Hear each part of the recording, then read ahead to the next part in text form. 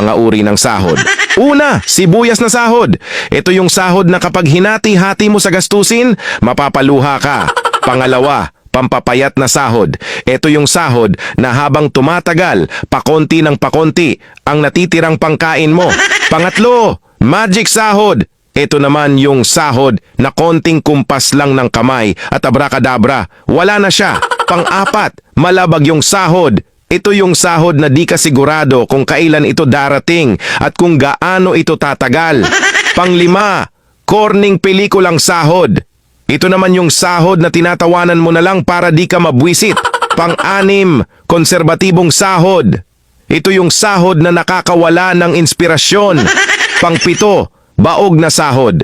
Ito naman yung sahod na kahit anong trabaho ang gawin mo, wala pa ring kalalabasan ito. Pang-walo, reglang sahod. Ito yung sahod na isang beses isang buwan lang dumating at tumatagal lang ng 3 araw. Alin sa 8 ang sahod mo?